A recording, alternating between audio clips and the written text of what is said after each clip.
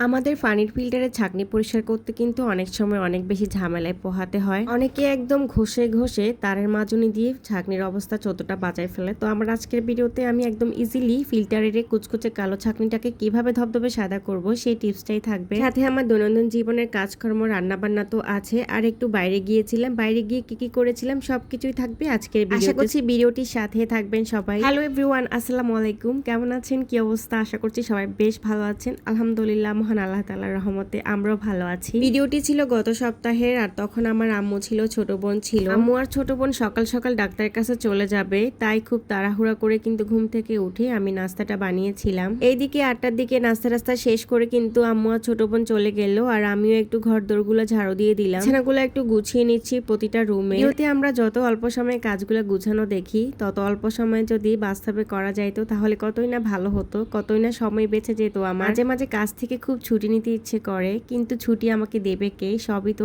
আমার সংসার, আমার বাচ্চা, আমার সবকিছু। তাহলে আমি কিভাবে ছুটি নিব? চাইলেও ছুটি নেওয়া যায় না। রুমটা গুছিয়ে আসলাম, আর এদিকে এসে দেখি আমার মেয়ে নাচানাচি করতেছে। চাইলেও সংসারের কাজগুলো না করে থাকা যায় না, ইচ্ছে করে বিয়ের আগের জীবনে ফিরে যেতে। অবিবাহিত জীবনটা আসলে অনেক ভালো ছিল। এখন না কোনো কিছুর প্যারা ছিল না, কোনো কাজের জবাবদিহিতা ছিল না, কোনো কাজের চাপ ছিল না, যা মন চাইতাম তাই করতাম। কত ভালো ছিল দিনগুলো। সন্তান, সংসার, বাচ্চা কাচ্চা সবকিছু মিলিয়ে নিজের একটা দায়বদ্ধতা চলে আসছে। না চাইলেও কিছু কিছু কাজ করতে হয়, না চাইলেও সবকিছু মেনে চলতে হয়। এবেলা বলে রাখছিলাম যে আম্মুর হাতের ইলিশ মাছ খাবো। আমার আম্মুর হাতের কচু দিয়ে ইলিশ মাছ রান্না সেই মজা। তাই আম্মু ডাক্তারের কাছে যাওয়ার আগে আমি ইলিশ মাছটাকে একদম কেটে ধুয়ে পরিষ্কার করে দিয়েছি, কারণ ডাক্তারের কাছে গিয়ে আস্তে আস্তে অনেকটাই লেট হয়ে যাবে। আর এদিকে দুপুর 12টার মধ্যে রান্না শেষ না হলে আমার মাথা আবার পাগলা হয়ে যায়। আম্মু কত সহজভাবে ইলিশ মাছগুলো হাতে মাখিয়ে রান্না করতেছে, আর বেশিরভাগ তরকারি আম্মুকে দেখেছে এভাবে হাতে মেখে কিন্তু রান্না করে, বাট এর স্বাদ কিন্তু অমৃত হয়। আম্মু মাঝে মাঝে বলে আগেকার যুগে নাকি জাস্ট একটু হাতে মেখে অল্প হলুদ মরিচ মশলা দিয়ে কোনো মতে রান্না করে ফেলতো, তখন নাকি এত আদা বাটা রসুন বাটা এত কিছু ব্যবহার করতো না। ওই রান্নার স্বাদগুলা কি যে মজা ছিল আম্মু সবসময় বলে। আর আমার আম্মু প্রায় ওভাবেই রান্না করে বেশিরভাগ সময়। তো আমার আম্মু যখন বাসায় আসে তখন আমার আম্মুর হাতে আমি এই রান্নাগুলা খেয়ে থাকি। আর এভাবে হাতে মেখে রান্না করলে সময় কিন্তু অনেকটাই বেঁচে যায়। আর দেখুন রান্নার কালারটা কি দারুণ আসছে।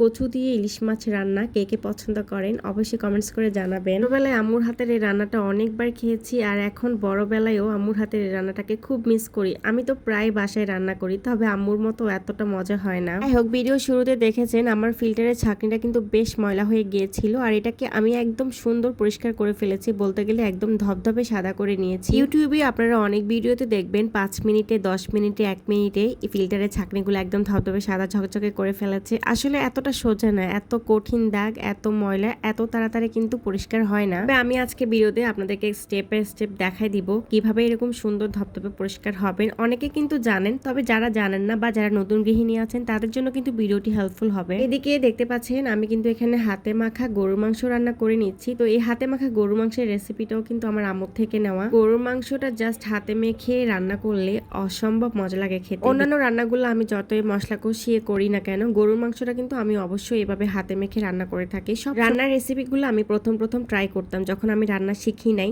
মানে কোন রান্নাটা কোন ভাবে করলে মজা হয়। তো যে রান্নাটা আমার হাতে যে প্রসেসে মজা হয় আমি কিন্তু ওই প্রসেসটাই সবসময় অ্যাপ্লাই করে থাকি। দুপুর 1টার দিকে আমার আম্মুরা চলে আসছে। ছোট বোন গিয়েছিল একটু মেলায় কেনাকাটা করার জন্য ডাক্তার দেখিয়ে। তো মেলা থেকেও কিছু টুকটাক জিনিসপত্র কিনছিল, তো এগুলো একটু আপনাদের সাথে শেয়ার করি। দুটো হিজাব নিল, আর এই হিজাবগুলো কিন্তু মেলা থেকে ভালোভাবে নেওয়া যায়, দামটাও কিন্তু কম থাকে। আমিও নিয়েছিলাম গতবার দুটো। তো এদিকে আমি কিছু প্লেট কিনতে বলছিলাম ওকে, এগুলো হচ্ছে মেলামাইনের প্লেট। আমি যখন মেলায় গিয়েছিলাম তখন এই মেলামাইনের প্লেটগুলো দেখে আমার খুব পছন্দ হয়েছিল, তো সেদিন আমি নিতে পারি নাই। তো এই জন্য আজকে আমার বোনকে টাকা দিলাম, ও আমার জন্য এগুলো নিয়ে আসছে। কালারটা কিন্তু খুবই সুন্দর। এগুলো যে মেলামাইনের প্লেট এটা কিন্তু দেখে বোঝাই যাচ্ছে না, মনে হচ্ছে যে এগুলো কাছের প্লেট। তো যাই হোক, এই ব্যাগটা নিল আমার বোন, আর এই ব্যাগটা কিন্তু খুবই সুন্দর। আমিও একটা নিয়েছিলাম, আমারটা ছিল ব্ল্যাক কালারে। তো এই টুকটাক শপিং গুলো করেছিল।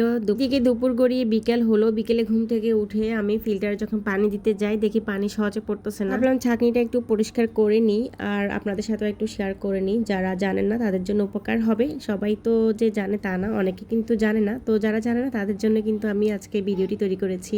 দেখতে পাচ্ছেন আমি কিন্তু লেবুগুলোকে এভাবে সাইজ করে ছোট ছোট করে কেটে নিচ্ছি। এখানে আমি দুটো লেবু ব্যবহার করতেছি। লেবু যেহেতু বাসায় বেশি ছিল তাই দুটো দিচ্ছি। আপনাদের যদি মানে লেবু কম থাকে তাহলে একটা দিলেও চলবে, একটা দিলেও কিন্তু ভালো পরিষ্কার হবে। লেবুগুলো একদম শুকিয়ে গেছে, কাটতেও কষ্ট হচ্ছে, হচ্ছে আমার এগুলো অনেক দিন আগের আমাদের গাছের লেবু।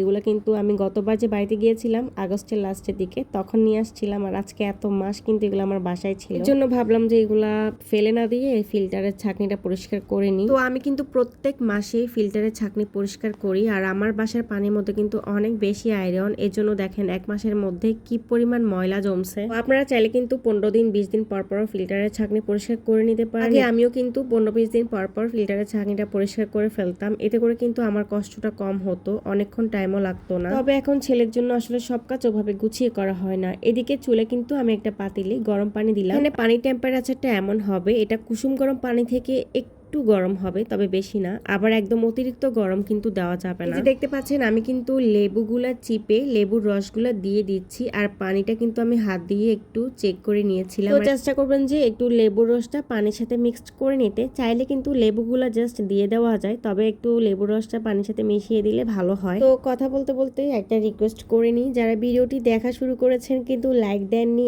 এখনো, প্লিজ একটা লাইক দিয়ে দেন, কারণ আপনাদের ছোট্ট লাইক আমার ভিডিওতে শেয়ারের কাজ করবে এবং আমার ছোট্ট চ্যানেলটিকে সামনের দিকে এগিয়ে যেতে অনেকটাই সহযোগিতা করবে। কিন্তু যে কোনো ভিডিও দেখা শুরু করি লাইক দিয়ে আমি ভিডিও কন্টিনিউ করিনি। তো আমিও আমার আপুদেরকে যারা আমার ভিডিওতে এসে একটা কমেন্টস করবেন বা ভিডিওটা দেখবেন কিন্তু লাইকও দিবেন না, কমেন্টসও করবেন না, তো প্লিজ এই কাজটা করবেন না।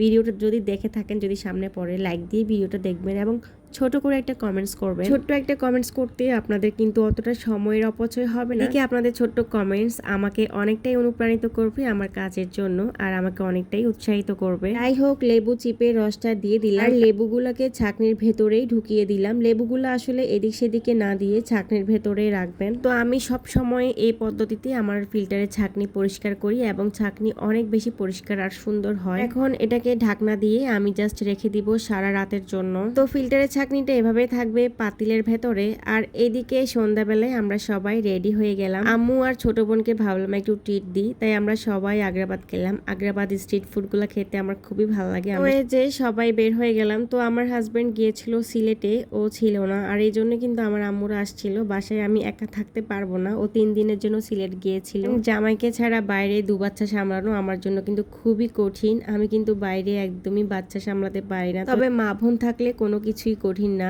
জামাইয়ের পরে তো মা বোনই সব থেকে আপন। আমার ছেলেকে আমার ভাই কোলে নিয়ে হাঁটা শুরু করে দিল, আর এদিকে আম্মুও বের হয়ে গেল। আর আমার মেয়ে তো তার খাম্মির সাথে হাঁটবে, ও তো আমার সাথে হাঁটবে না। বাইরে গেলে ও আমাকে চিনে না, বাবা থাকলে বাবার সাথে হাঁটবে, আর এখন খাম্মিকে পাইছে খাম্মির সাথে হাঁটবে। তো যাই হোক, আমরা চলে আসলাম। এখানের স্ট্রিট ফুডগুলো যে এত বেশি মজা, যারা চট্টগ্রামে থাকেন তারা তো সবাই জানেন এখানের খাবার কতটা মজা। আর যারা চট্টগ্রামে থেকেও এখন পর্যন্ত আগ্রাবাদের স্ট্রিট ফুডগুলো ট্রাই করেন নাই, অবশ্যই কিন্তু ট্রাই করবেন, খেতে কিন্তু ভীষণ মজা, খুবই ভালো লাগবে। এখানে সমস্যা হচ্ছে বসে বসে খাওয়া যায় না, দাঁড়ায় দাঁড়ায় খাইতে হয়, কারণ এখানে এত বেশি ভিড় থাকে সন্ধ্যাবেলায় যে বসার কোনো জায়গা থাকে না। তো বসার জন্য কয়েকটা টুল আছে, ওগুলা তো হচ্ছে যারা ভাগ্যবান তারা পেয়ে যায়। তো ওই দিন ভাগ্য ভালো যে আমরা কয়েকটা টুল পেয়েছিলাম বসার জন্য। আর আমাদের যেহেতু ছোট বাচ্চা ছিল, আমরা কিন্তু চাইলেও দাঁড়িয়ে দাঁড়িয়ে খেতে পারতাম। আম্মু আর ছোট ভাইকে বসাই দিয়েছি টুলের মধ্যে। এদিকে আমি আর আমার ছোট বোন ওয়েট করতেছিলাম খাবারের জন্য। খাবার অর্ডার দিয়েছি এবং প্রায় আধ ঘন্টা লাগছে খাবারগুলো সার্ভ করতে। তো এখানে মিট বক্স অর্ডার করছিলাম, মিট বক্সটা রেডি হয়ে গেছে, বাট নাচোসটা একটু লেট হয়েছিল। মিট বক্স তো বরাবরের মতোই খেতে বেশ মজা লাগছে, তবে নাচোসটা আমার কাছে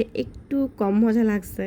সন্ধ্যাবেলায় এরকম রাস্তার পাশে বসে বসে কিংবা দাঁড়িয়ে দাঁড়িয়ে খেতে মন্দ না, ভালোই লাগে, তাই না? আমি, আমার বাচ্চা আর আমার জামাই তো প্রায় সময় এখানে এসে দাঁড়িয়ে খাই, বসে খাই। তো আমার আম্মু আর বোনকে নিয়ে আসলাম, আম্মু আর বোন প্রথমবার খেলো। যাই হোক, সবাই মিলে এসেছি, খেয়েছি, এটাই হচ্ছে বড় কথা। ফ্যামিলি সবার সাথে কিছুটা টাইম পাস করা, কিছুটা বাইরে গিয়ে খাওয়া, এটার মধ্যে না অন্যরকম একটা ভালো লাগা আছে। খেয়ে দিয়ে চলে আসতে হয়েছে, কারণ 8টার দিকে আমার মেয়ের হুজুর আসবে, তাই আমাদেরকে 8টার আগে কিন্তু বাসায় পৌঁছতে হবে। এদিকে এখন হচ্ছে রাত প্রায় 10টা, আর 10টার দিকে আমি আপনাদেরকে একটু ছাঁকনিটা দেখাচ্ছি কি ট্যাপসের পরিষ্কার হয়েছে। দেখেন, এটা কিন্তু আগের থেকে ময়লা অনেকটাই কিন্তু কমে গেছে, তবে পুরোপুরি কিন্তু ময়লা কমে নাই। তো এটা কিন্তু আমি আরো কিছুক্ষণ রাখবো, মানে এটাকে আমি সারা রাতই এভাবে রেখে দেব।